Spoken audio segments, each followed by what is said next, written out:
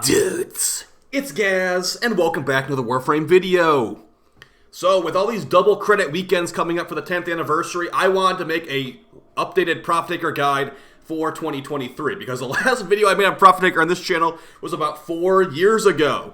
So today we'll be going over my Profit Taker loadout for Chroma, and I'll be explaining a lot of stuff. If you are looking for builds for Profit Taker, I'm going to be showing everything I use for Profit Taker, and even more. So, if you are interested in these types of, gameplay sessions and stuff like that, I will be doing some Profit Taker helps on my channel, on the live stream channel, this upcoming weekend for the double credit weekend.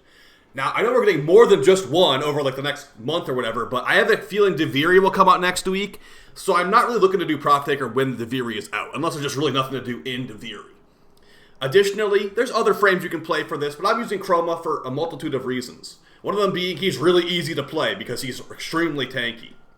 So let's get into it. I'm going to be showing everything, and just a reminder, a lot of this stuff is probably going to be kind of hard to obtain, so don't feel bad if you don't have every little thing I'm using.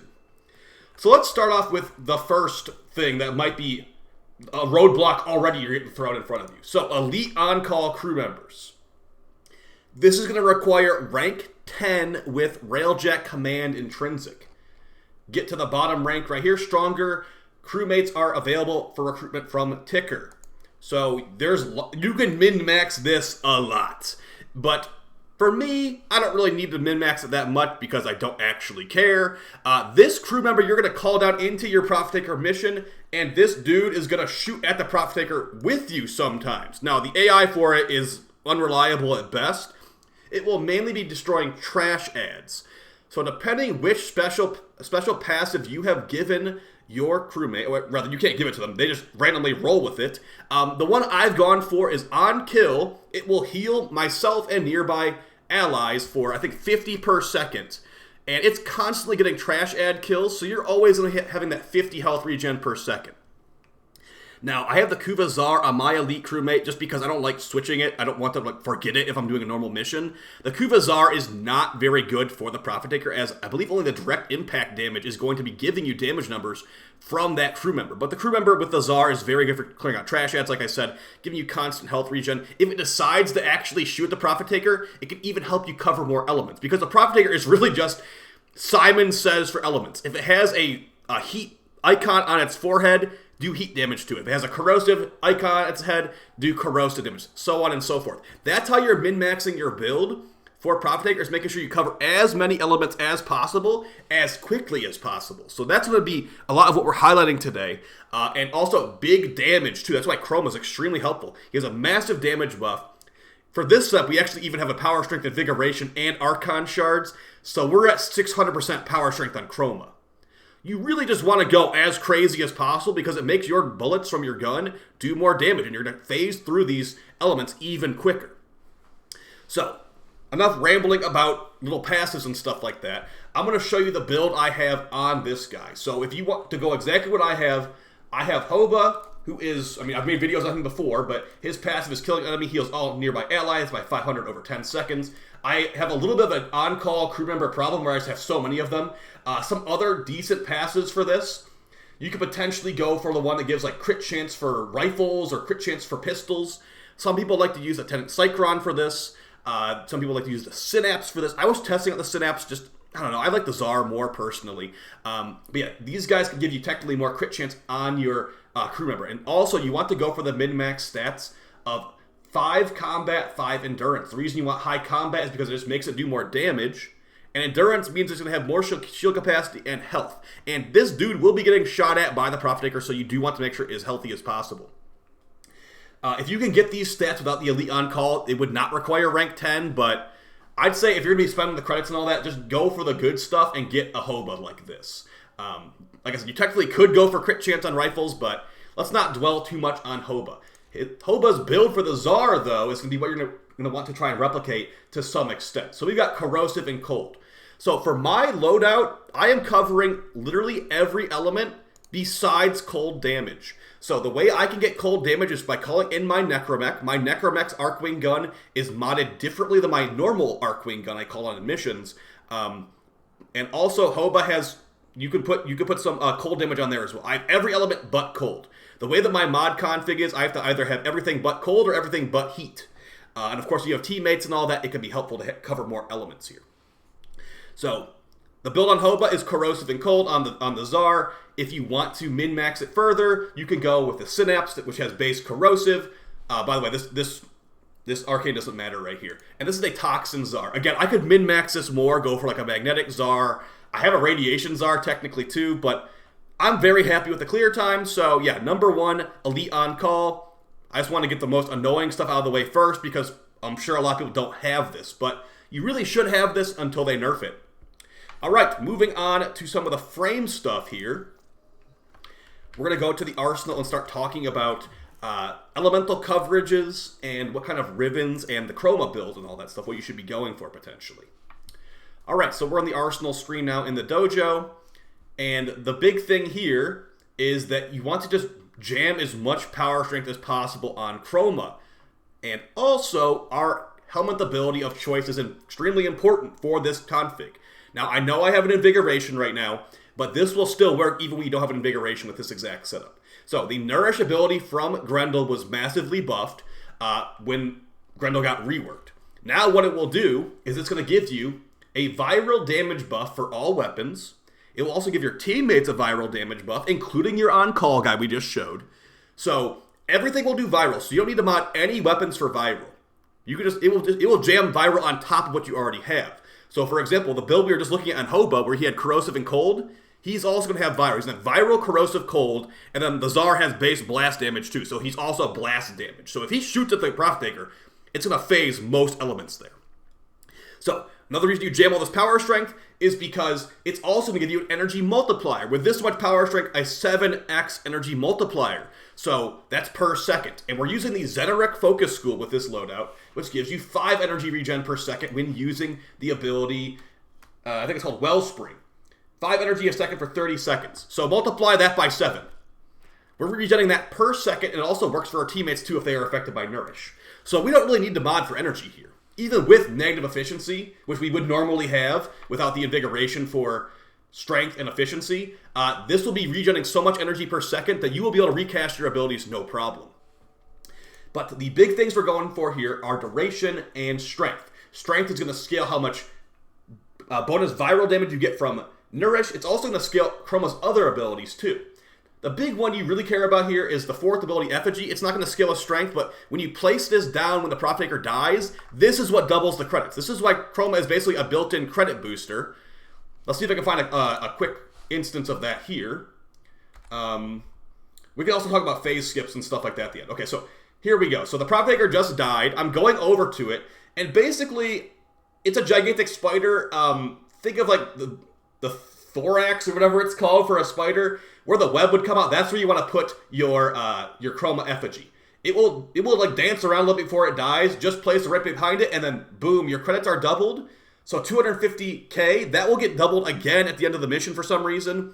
Some other things you can take into account as well. The relay buff for Master Rank 30, that's going to stack on top of this too and give you even more credits. So you should have a credit booster, Chroma, a relay buff if you can, and also bring a Smeeta Build. The Smeeta Build charm ability doubles these credits as well, and it will also double the Det Bonds and Torrade stuff too, so.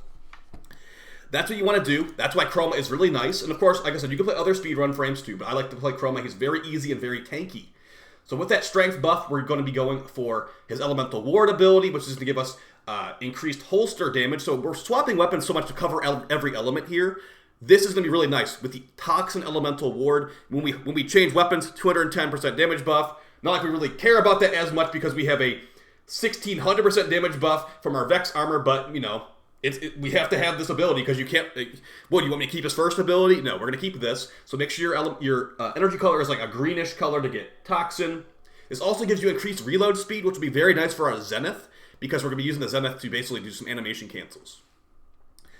Vex armor, as you take damage, you do increased damage with weapons. This will also apply to your teammates. So if you are using this build for a team setting, maybe replace Narrow-Minded with a little bit, maybe a lower ranked version of Narrow-Minded so you can have some more range, as Narrow-Minded does cut down your range a lot. Our Vex armor is only a 6.1 radius. Throw on a lower ranked Narrow-Minded.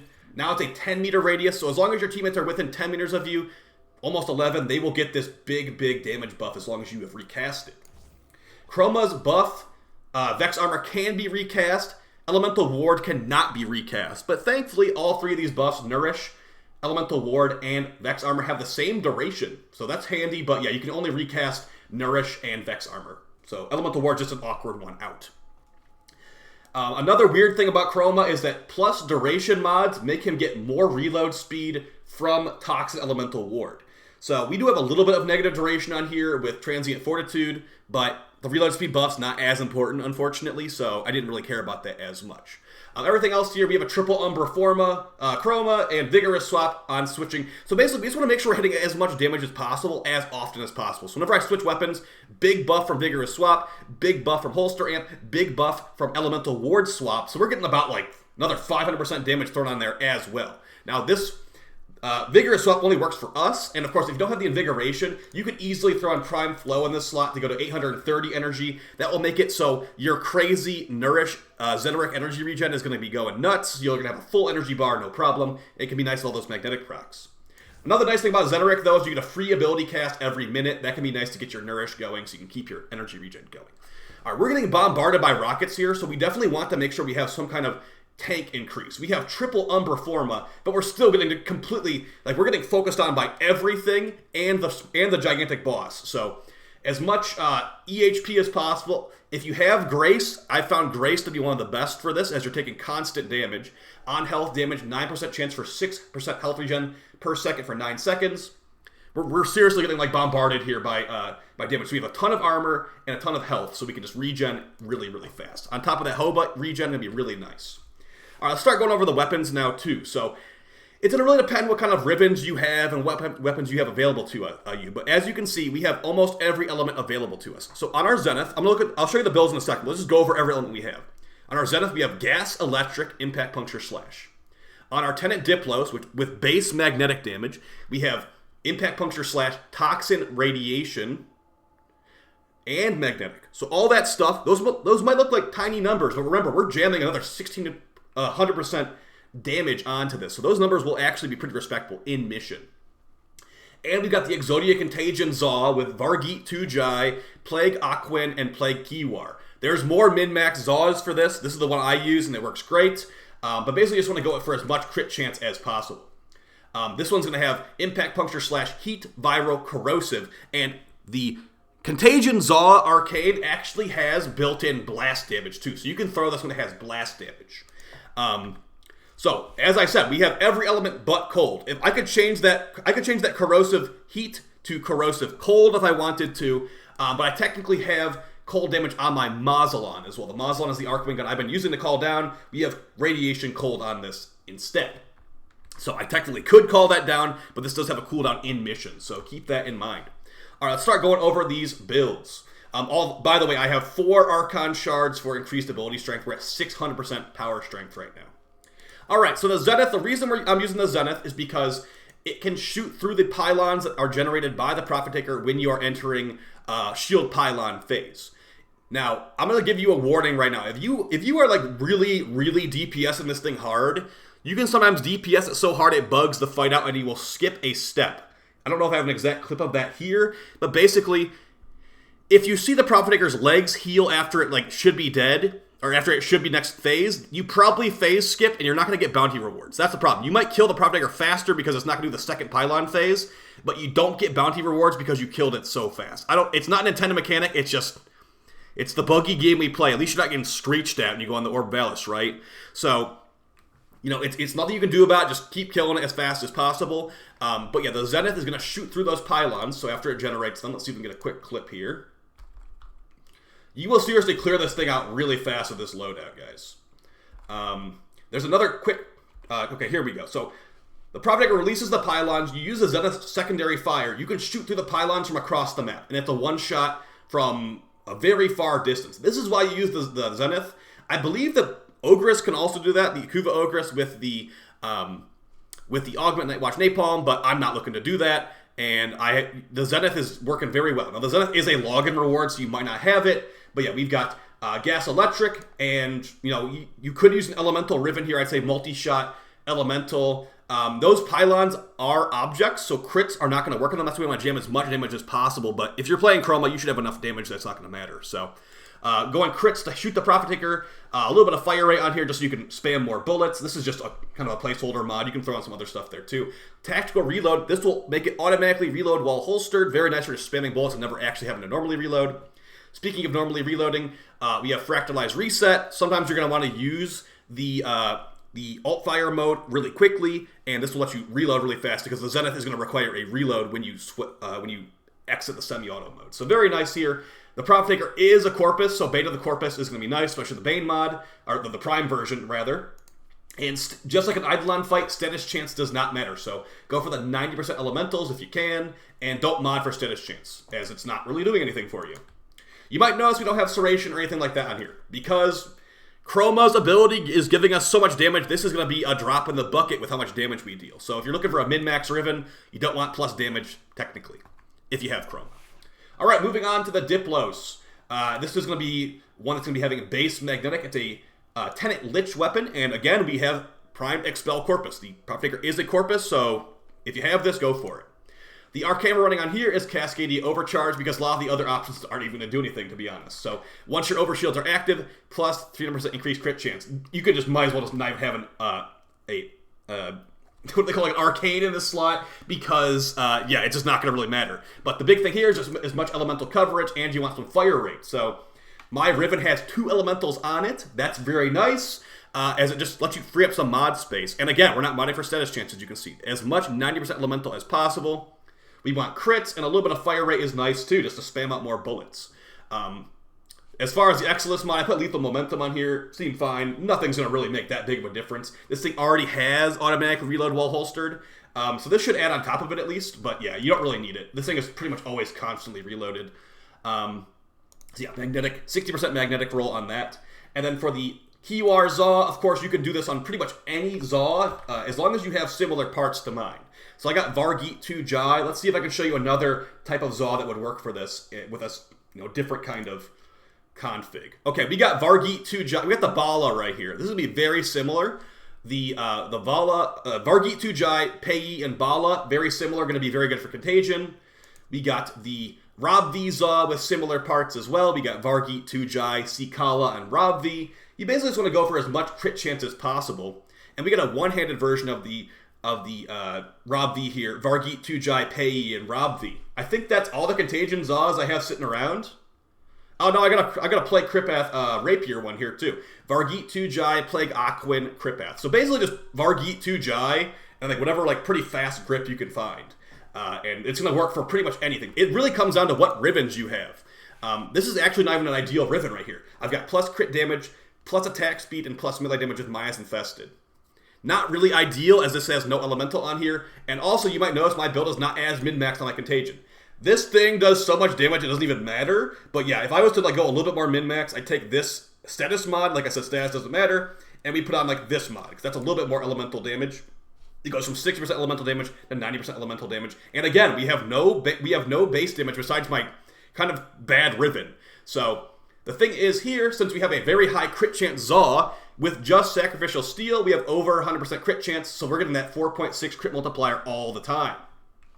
And that's basically it for this thing. I don't even have maxed out mods. This is the thing that does the most damage. If you see the Profit Taker like have some element that you are, you don't have a ton of, not mod for a ton, you should be throwing Contagions at it as much as possible. Contagions are going to be really good for covering big damage chunks. Let's see if I can find some more Profit Taker gameplay here. So yeah, those big damage chunks from Contagion are what you should be really focusing on. So that's why like it has, so the Keewar has base viral. You're going to have viral as well from Nourish, so it's not as important. That's why Bala can be nice. We have corrosive, heat, and IPS. You can throw it with pretty much any IPS, and don't forget the blast damage as well. So once you get through all those Simon Says for elements, you're going to want to swap to your Arcwing gun. And if you're not using a Necromech, which I'm not really pushing a Necromech for this this guide right now. You can use your heavy Arcwing gun cooldown on this thing, and conveniently, one of the best Arcwing guns for this is going to be the Mausolon, because You know, you can use the Velociraptor, you can use the Corvus. Not the Corvus Prime, though, because the Corvus Prime is bugged out in the Profitaker for some reason. But if you are just calling this thing down in mission, I'm going to recommend the Mausolon, as this is super easy to get. It comes with the Void Rig when you build it, and it's extremely powerful. So we've modded this thing for radiation and cold. These are the damage types the Profitaker's legs are weak to. And we also are jamming some fire rate, too, with my fire rate rivens. So we can just spam bullets. Again, you don't even need prime Rubino line barrel. You could throw on some more ammo on there if you want to for ammo chain. But, you know, I didn't really see too big of a difference here. And again, no status chance to speak of. There's not many Arcwing gun mods to work with. But yeah, with Chroma buff, we kill this thing in one bullet anyway. So yeah, you can maybe put a critical focus if you felt like it. So the big thing here is that this is going to be what you have to use when you get to the DPS phase. So looking at the gameplay right here, I'm just waiting for it to cool down. And as you can see, I call it down pretty much one bullet per leg. Now, if you do spam too much ammo, you can actually put this thing on cooldown. So I'd say once you're done with the Profitaker, leg phase, definitely like put it away right away, because you're gonna want that cooldown back. Enemies that like these big corpus enemies with like Fluctus are gonna drop cooldown reducers for this, and there you go. There's the cold damage I couldn't swap. But thankfully, since my Arcwing gun is mod for cold, I could just I knew in my head, I'm like, okay, I can actually just bring up my Arcwing gun right now. It has cold damage. That's the last element, the last phase. And it looks like we did phase skip on here. So if you do phase skip, you will not get the bounty rewards. It really sucks, but you know, that's the buggy game we play. So I think I showed pretty much everything that I wanted to show. Oh, I didn't really show the Smeeta build. So as far as the Smeeta build, it's nothing out of the ordinary. It's just the Smeeta build I run for everything. So we've got Charm, this will make it so you can sometimes get double credits. We got Link Armor and Link Health. As Chroma has a bunch of armor and health, this cat will be pretty tanky. Prime Animal Instinct in case you want to pick up any mods or loot on the map. And then Tech Enhance to just make your cat buff last longer. Hasten Deflection for faster shield gating, hopefully. And then Tech Assault, it will sometimes not die if it were to die. I will tell you what, really, this thing is extremely tanky when attached to Chroma like this. We have 2,000 health and 1,400 armor. It might actually have more armor than me before Vex armor. It has more armor than my Chroma before Vex armor is equipped, and more health. So this thing is pretty tanky. Not to mention Hoba will be healing this thing too. So yeah, I think that's pretty much it, guys. I might do another Profitaker video later this week, just doing like a quick run through like what I'm thinking as I'm playing the Profitaker. But yeah, the big things here are just elemental coverage.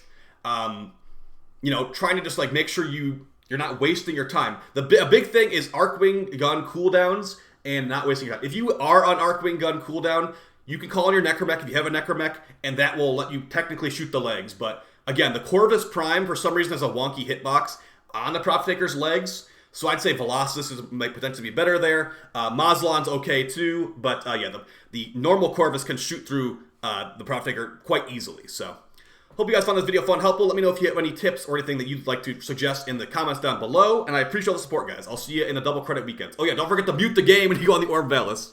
All right, take it easy. Peace.